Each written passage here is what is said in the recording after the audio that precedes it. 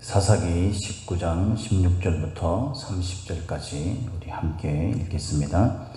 저녁때에 한 노인이 밭에서 일하다가 돌아오니 그 사람은 본래 에브라임 산지 사람으로서 기브야에 거류하는 자요 그곳 사람들은 베냐민 자손이더라.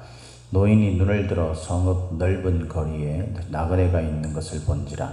노인이 묻되 그대는 어디로 가며 어디서 왔느냐 하니 그가 그에게 이르되 우리는 유다 베들레헴에서 에브라임 산지 구석으로 가나이다. 나는 그곳 사람으로서 유다 베들레헴에 갔다가 이제 여호와의 집으로 가는 중인데 나를 자기 집으로 영접하는 사람이 없나이다. 우리에게는 나귀들에게 먹일 집과 여물이 있고 나와 당신의 여종과 당신의 종인 우리들과 함께한 청년에게 먹을 양식과 포도주가 있어 무엇이든지 부족함이 없나이다 하는지라. 그 노인이 이르되 그대는 안심하라. 그대의 쓸 것은 모두 내가 담당할 것이니 거리에서는 유숙하지 말라 하고 그를 데리고 자기 집에 들어가서 나귀에게 먹이니 그들이 발을 씻고 먹고 마시니라. 그들이 마음을 즐겁게 할 때에 그 성읍의 불량배들이 그 집을 에워싸고 문을 두들기며 집 주인 노인에게 말하여 이르되 네 집에 들어온 사람을 끌어내라. 우리가 그와 관계하리라 하니 집 주인이 그 사람이 그들에게로 나와서 이르되 아니라 내 형제들아 청하노니 이 같은 악행을 저지르지 말라. 이 사람이 내 집에 들어왔으니 이런 망령된 일을 행하지 말라. 보라 여기 내 처녀딸과 이 사람의 첩이 있은즉 내가 그들을 끌어내리니 너희가 그들을 욕보이든지 너희 눈에 좋은 대로 행하되 오직 이 사람에게는 이런 망령된 일을 행하지 말라 하나 무리가 듣지 아니하므로 그 사람이 자기 첩을 붙잡아 그들에게 밖으로 끌어내매 그들이 그 여자와 관계하였고 밤새도록 그 여자를 능욕하다가 새벽 미명에 놓은지라. 동틀 때의 여인이 자기의 주인이 있는 그 사람의 집 문에 이르러 엎드려져 밟기까지 거기 엎드려져 있더라. 그의 주인이 일찍이 일어나 집 문을 열고 떠나고자 하였더니 그 여인이 집 문에 엎드려져 있고 그의 두 손이 문 지방에 있는 것을 보고 그에게 이르되 일어나라 우리가 떠나가자 하나 아무 대답이 없는지라. 이에 그의 시체를 나귀에 싣고 행하여 자기 곳에 돌아가서 그 집에 이르러서는 칼을 가지고 자기 첩의 시체를 거두어 그 마디를 찍어 12덩이에 나누고 그것을 이스라엘 사방에 두루 보내매 그것을 보는 자가 다 이르되 이스라엘 자손이 애굽 땅에서 올라온 날부터 오늘까지 이런 일은 일어나지도 아니하였고 보지도 못하였도다. 이 일을 생각하고 상의한 후에 말하자 하니라. 아멘. 예. 제가 비염이 좀 지금까지 중에서 가장 심한 것 같습니다. 그래서 좀 여러분들이 불편한 모습을 좀 보이더라도 여러분 좀 이해를 해 주시기를 바랍니다. 오늘 우리가 읽은 이 말씀을 가지고 처음부터 잘못되었다라는 제목으로 함께 말씀을 잠깐 나누겠습니다. 제가 비염 때문에 조금 말씀을 좀 줄여서 그렇게 나눠야 할 것 같습니다. 처음부터 잘못되었다. 오늘 우리가 읽은 이 말씀은 이제 어제 우리가 살펴본 바에 의하면 레위인이 첩을 두게 되었죠. 첩을 두었다라는 것부터 사실 잘못된 거잖아요. 그렇죠? 레위인이 첩을 뒀다라는 것부터 잘못됐죠. 근데 이 첩이 또 행음을 하였습니다. 그래서 그것을 나무라고 돌이키도록 그렇게 촉구하는 것이 아니라 그를 어떻게든 그 여자를 다시 데려오려고 하는 이 레위인의 모습을 보면서 이 도덕적이나 모든 면에서 이 상실되어 있는 그런 어떤 가치관, 이런 생각들이 가득한 것을 볼 수 있습니다. 그러다가 이제 이 사람이 자기의 그 첩이 자기 친정으로 간 그 집에서 이제 그 첩을 데리고 이제 오게 되죠. 오다가 이제 우리가 10절 말씀에 보면 여부스라는 곳에서 이제 그 좀 하룻밤 머물자라는 종의 그 말을 거절하죠. 거절한 이유가 뭐였습니까? 그 이방인의 땅이다. 다시 말해서 내가 유대인으로서 어떻게 이방인에게 속한 그 이방인의 성읍을 내가 들어가서 거할 수 있겠느냐 라고 해서 율법적 부정 뭐 이런 것들에 대해서 이야기를 하는 것을 우리가 봅니다. 그러다가 이제 결국 그들이 간 곳이 어디입니까? 기브아라는 곳에 가게 되죠. 이 기브아라는 곳은 베냐민 지파가 거하는 땅이다라고 분명히 명시되어 있습니다. 이 사람이 기브아에 들어갔는데 이제 여기에 보니까 기브아 사람들이 거기에 대해서 아무도 관심을 가져주지 않습니다. 사실 이스라엘은 공동체 사회죠. 공동체를 굉장히 중요하게 여기는 그런 하나님 앞에 언약 공동체입니다. 그죠? 그래서 그곳에서 이스라엘 공동체 속에서 공동체 관점으로 생각하는 것이 이 신앙적으로 굉장히 중요한 문제예요. 개개인으로 이루어지는 것이 아니라 하나님은 이스라엘이라는 그 공동체를 통해서 당신의 언약을 이루시고 또 어떤 일들에 대해서 하나님의 뜻을 이루시고 또 시행하시는 그 사명을 주기도 합니다.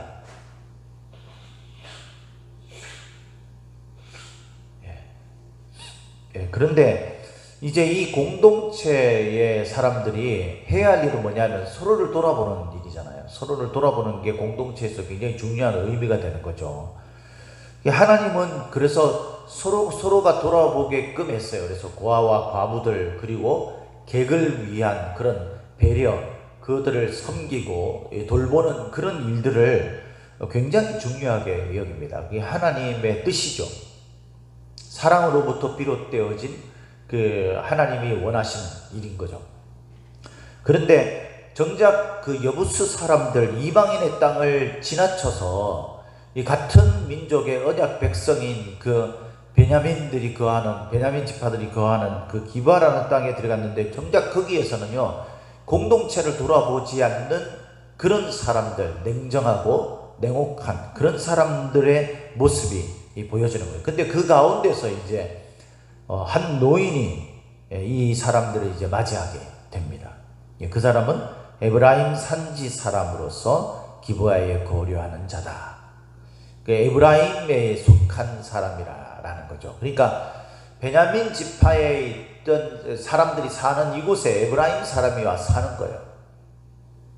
그러니까 이 사람도, 이 노인도 어떤 면에서는요, 객인 거죠, 객.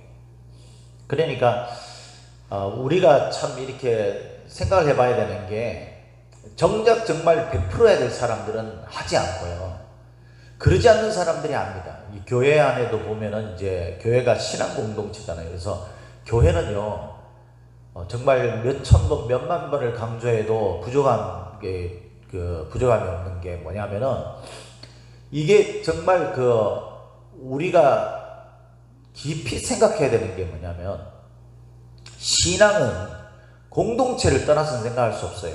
공동체가 유지되려면 공동체 안에서 서로의 관계가 잘 유지돼야 되는 거죠. 이 관계가 잘 유지되려면 섬기고 사랑하는 관심, 이런 것들이 있어야 되는 겁니다. 오늘날의 교회, 오늘날의 성도들을 보면요, 자신들하고 잘 맞는 그런 사람들에 대해서 관심을 가질지 모르지만 그렇지 않은 사람들에 대해서 우리가 별로 관심이 없어요. 그러니까 객이었던 사람이 이곳에 와서 머물러 살고 있는 이 노인이 그 객에 대해서 관심을 가진다는 것은 의미심장한 말이지 않습니까? 기브아의 땅에서는 기브아에 살고 있는 사람들이 이 레위인에게 관심을 가져야 되는 것이 마땅한 일인 거죠. 어쨌든 이 노인이 이제 그를 이제 영접해서 받아들여서 자기 집에 거하게 됩니다. 그런데 이제 이 노인이 이 레위인을 이제 초청해서 자기 집에 머물게 하는 이 과정을 통해서 하나님은 이 말씀이 우리에게 어떤 의미로 전달되는지를 부여하고 있어요. 그게 뭡니까? 17절에 노인이 눈을 들어 성읍 넓은 거리에 나그네가 있는 것을 본지라. 마땅히 하나님의 말씀에 의해서 이 나그네를 영접해야 될 그런 공동체의 어떤 그런 당연히 해야 될 의무, 책무에 대해서 이야기를 하는 동시에 이 나그네의 삶, 오늘날 저와 여러분들이 이 세상을 나그네처럼 살아가야 하고 우리가 본향을 향해서 나아가는 그런 어떤 사람으로서 이 나그네의 삶에 대한 정체성을 묻는 질문을 하죠. 그대는 어디로 가며 어디서 왔느냐? 우리의 출처가 뭐냐? 이것을 묻고 있어요. 우리가 17장, 18장 그 부분에 걸쳐서 보면 거기에 뭐가 있어요? 레위 제사장이 이제 거하는 곳에 단지파 사람들이 와서 묻잖아요. 그죠? 그거랑 비슷한 이야기예요. 그러니까 18장에 보면은 이제 3절에 누가 너를 이리로 인도하였으며 네가 여기서 무엇을 하며 여기서 무엇을 얻었느냐 라는 이 질문과 비슷한 의미를 가진 거죠. 너는 어디로 가며 어디서 왔느냐? 저와 여러분들은 어디서 온 존재입니까? 우리는 어디로 가고 있습니까? 우리의 결국은 어떻게 결말을 내릴 것 같습니까? 저와 여러분들이 이 정체성이 분명하면 하나님이 우리가 어떤 인물인지를 알고 우리에게 부여하신 그 사명, 삶의 방식, 우리가 삶을 살아가야 될 그 모든 의미들을 찾을 수가 있는 거죠. 그래서 우리가 공동체를 위해서 서로를 섬겨야 되는 일도 마땅히 우리가 해야 할 일이라는 것을 알게 된 거죠. 그래서 이 사람이 대답을 합니다. 그가 그에게 이르되 우리는 유다 베들레헴에서 에브라임 산지 구석으로 가나이다. 나는 그곳 사람으로서 유다 베들레헴에 갔다가 이제 여호와의 집으로 가는 중인데, 여호와의 집은 우리가 그 앞부분으로 쭉 이제 17장부터의 배경 그쪽으로 넘어가 보면 실로라고 말이 나와요. 그걸 말하는 거죠. 이곳에는 이제 하나님의 제단이 있는 곳이에요. 제단. 그래서 제사를 드리러 가는 것처럼. 그런데 사실 이 사람이 어디를 가고 있어요? 자기 집으로 가고 있는 거죠. 그게 가짜인 겁니다. 이렇게 말하는 게. 이 노인에게 환심을 사기 위해서 소위 이제 둘러대는 거예요. 그 사정을 이야기할 수 없잖아요. 나는 레위 사람인데 처벌도 없고, 이런 말들이 사실 우스운 말이지 않습니까? 그러니까 그냥 나는 하나님 집으로 가는 중이다. 그래서 70인 역본에 보면은 이 말이 나의 집이라고 그렇게 번역되어 있대요. 그러니까 이 사람은, 이 레위 사람은요, 이 하나님의 집으로 가는 게 아니라 자기의 집으로 가는 겁니다. 자기가 하고자 하는 대로 가는 거예요. 저와 여러분들도 우리의 입으로는 하나님을 위해서 뭐 하나님과 관계된 어떤 것들을 말하는 것처럼 보이지만 실상은 저와 여러분들의 마음속에는 딴 것들이 있는 경우가 많이 있지 않습니까? 이것을 우리가 좀 돌아봐야 되는 거예요. 이 말씀을 통해서. 나는 어디서부터 와서 어디로 가고 있는지, 내가 가고 있는 그곳이 과연 하나님의 집인지, 아니면 내가 좋아하는 그곳인지, 나의 집으로 가고 있는 것인지. 그러면서 19절에 말합니다. 우리에게는 이것도 있고 저것도 있고 그래서 부족함이 없어요 라고 이야기합니다.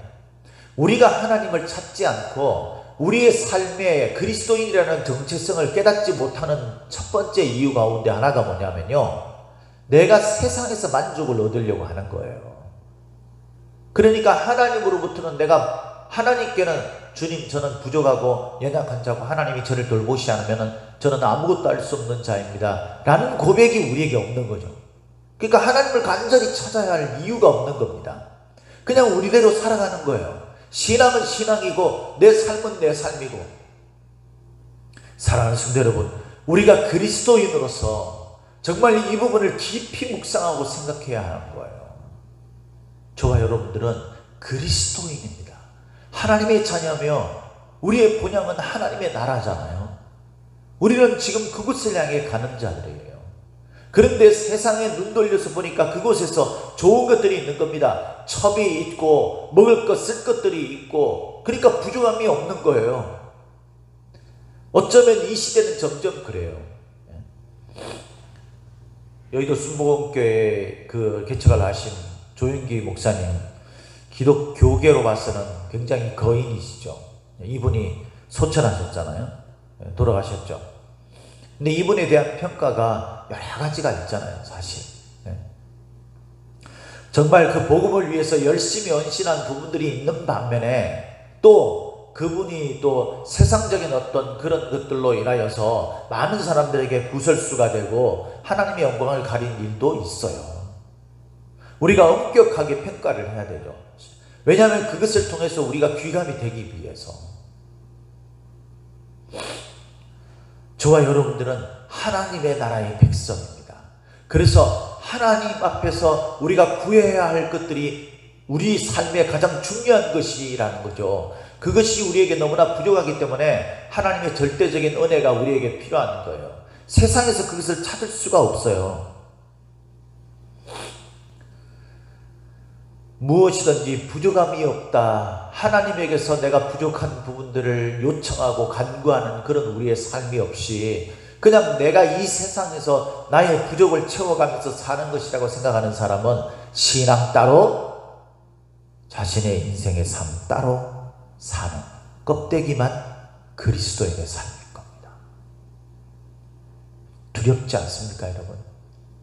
우리의 신앙이 껍데기면 우리의 공력을 시험하시는 그 마지막 때에 하나님 앞에 내가 너를 도무지 알지 못한다고 내침을 받을 수 있다라는 두려움이 우리에게 있어야 합니다. 그런 이스라엘의 영적 상태를 지금 나타내고 있기 때문에 이제 이후에 나오는 이 사건은요, 우리가 입에 담기도 차마 너무나 민망한, 너무 끔찍하고 부끄러운 그런 이야기 스토리가 진행이 되죠. 노인의 집으로 간 이 일행들이 잠을 자려고 할 때 동네에 불량배들이 왔습니다. 이 불량배들이라는 뜻은 뭐냐면요, 원래 베네벨리알이라는 말인데 이게 그 뭐냐면 우상 숭배자, 뭐 하나님을 모르는 자, 유익이 없는 자, 뭐 그런 뜻이에요. 하나님을 모르고 우상을 숭배하는, 세상의 어떤 것들을 좋아하고 어떤 것들을 탐하는 그런 자들은요, 살이 분별이 없어요. 하나님이 보실 때 무엇이 의고 무엇이 진리고 무엇이 생명이고 무엇이 심판인지 사망인지 그걸 모르는 겁니다. 그러니까 이 사람들은 그냥 자기들 즐거운 대로 사는 사람, 여기 누구도 예외가 없어요. 그래서 22절에 보면 있잖아요, 사람들이 자기들이 좋아하는 것들을 하려고 합니다. 그래서 22절에 그들이 마음을 즐겁게 할 때에 라고 이야기하죠. 그들이 누굽니까? 불량배가 아니에요. 불량배가 아니고 이 레위의 일행과 그 노인의 가정을 말하는 겁니다. 이 사람들이 지금 즐겁게 하는 거예요. 즐거워하고 있다는 거예요. 근데 동네 불량배들이 와서 그거 관계하고 뭐 이렇게 동성애를 하겠다는 거죠. 그래서 그 사람을 내어달라. 객으로 온 사람, 우리가 접대하고 이렇게 섬겨야 될 그 대상을 내 욕망을 채우는 도구로 삼겠다는 거예요. 그래서 24절에 좋은 대로 행하라 라고 이야기하면서, 이 사람들을 달래면서 좋은 대로 행하라 라고 하면서 레위 남자는 놔두고 여자들을 내주려고 하죠. 이거는 이제 그 시대의 상황적인 부분들과 함께 해서는 안 될 일을 하는 거예요. 지금 다. 뭐 여기 예외가 없잖아요. 노인은 조금 뭔가 그래도 좀 괜찮은 사람처럼 보이잖아요. 다 똑같은 거예요. 그래서 좋은 대로 행하라. 이들의 마음이 즐거울 때에 자신들의 즐거움을 쫓아서 온 불량배들에게 좋은 대로 행하라라고 자신들의 목숨을 구하고 이 여인들을 그냥 유린하고 능욕당하는 일들에 내어준 이 냉혹한 이 사람들, 여기 누구도 예외가 없는 거예요. 그 첩, 이 노인의 딸은 뭐 어떤지 명확하게 되어 있지 않지만은 결국 이 첩이 그냥 나가게 됩니다. 나가게 된 이유를 보면요, 그 주인이 끌어다 내놨다고 그랬어요. 이게 누구예요? 첩 좋다고 거기 가가지고 몇 번이나 간청하면서 데리고 온 이 레위 사람이에요. 그 사람이 자기 목숨이 위태로워지고 자기에게 위기가 오니까 그냥 가차없이 내어주는 겁니다. 그리고 그 여인은요, 소위 말해서 집단 성폭행을 당한, 뉴스에 뭐가 이슈거리가 되는 그런 세계 토픽거리가 되는 그런 끔찍한 일, 그 일들이 지금 일어나는데 이 레위인이 이 첩을 내줄, 그리고 그 여자가 밤새도록 시달리다가 죽습니다. 근데 그 주인이 27절에 보면 집 문을 열고 떠나고자 했다 그랬어요. 이 떠나고자라는 것은요, 이 여인을 데리고 이제 가려고 이런 의미가 아니에요. 그 여자를 내주고 난 다음에 이 여자가 어떻게 되는지 상관도 안 하는 겁니다. 그냥 자기 길 가려고 문을 열었는데 거기에 이 여인이, 이 첩이 쓰러져 죽어 있는 거예요. 여러분 진짜 끔찍하지 않습니까? 사실 이게 성경에 기록됐다는 것만으로도 저는 정말 민망하고 그렇습니다. 끔찍한 일이죠. 그런데 이 끔찍한 일이 결론적으로 이야기하면 무엇입니까? 저와 여러분들의 모습이라는 거예요. 에이 목사님, 우리가 무슨 이런 끔찍한 일을 자행하는 사람들입니까? 근본적으로 이 사람들이 영적인 상태가 타락되어 있는 가운데 일어난 일들이에요. 이 사람들은 자기들이 하고 있는 일들이 실제로 얼마나 잘못된 일인지에 대해서도 몰라요. 이 사람들이 추구하는 것은 한 가지밖에 없는 겁니다. 뭡니까? 자신들이 보기에 좋은 대로 행하는 거예요. 왕이 없어서. 그게 사사기의 근본적인 배경이에요. 그 주제를 가지고 지금 이 사사기가 계속 사사의 등장, 그리고 그의 구원, 이런 것부터 시작해가지고 지금 이 마지막 사사기의 마지막 이 정말 끔찍한 이 사건의 일들, 이런 것까지, 이게 나중에 이제 내전으로 확산되잖아요. 이 모든 것들은요, 내가 어디서부터 와서 어디로 가는지를 모르는, 그걸 잃어버린 그리스도인들에게 일어나는 일입니다. 우리가 사람들 눈 보기에 저기에서 그렇지, 그냥 우리 혼자 살도록 내버려두면 우리가 무슨 짓을 안 저지를 것 같습니까? 아니, 나는 그렇게 안 해. 적어도 나는 이 정도는 지키면서 살 거야. 정말 그렇습니까, 여러분? 만약에 모든 것들에 대한 제재가 없고 제한이 없다, 그러면 여러분, 우리가 하나님이 나에 대해서 어떻게 생각하고 이런 것들에 대해서 관심 있어요? 없어요. 그냥 내가 좋은 대로 내 충동적으로 살아가는 게 저와 여러분들의 인생이에요. 우리가 이것들로부터 돌이킬 수 있는 유일한 방법은 뭐냐면은 정말 진지하게 생각해야 돼요. 그래서 이 레위 사람이요, 첩의 시신을 다 도망내죠. 그래서 각 지파에게 보냅니다. 이걸 30절에 이렇게 말합니다. 그것을 보는 자가 다 이르되 이스라엘 자손이 애굽 땅에서 올라온 날부터 오늘까지 이런 일은 일어나지도 아니하였고 보지도 못하였도다. 이 일을 생각하고 상의한 후에 말하자 하니라. 매우 진지하고 무겁게 이 문제를 다루자라는 말인데, 사실 이 말씀을 묵상하면서 저는 그런 생각이 떠올랐어요. 이스라엘 백성들이 정말로 진지하게 생각하고, 그리고 그것을 깊이 함께 상의하면서 나누고, 그리고 그것을 우리가 고백해야 될 건 뭐냐면은 내가 어디서부터 와서 어디로 가고 있는지 그리스도인의 정체성으로 우리 교회 공동체, 신앙 공동체를 바라보는 우리들의 모습에 대해서 여러분 진지하게 생각하고 그래야 되는 거예요. 이 이스라엘의 이런 심각한 타락, 영적인, 사회적인, 도덕적이고 윤리적인 가치관이 파괴되어지고 양심이 없어진 이 악한 시대의 모습은 어떻게 된 거냐면 처음부터 잘못됐기 때문에 그런 거예요. 처음부터 잘못되었기 때문에.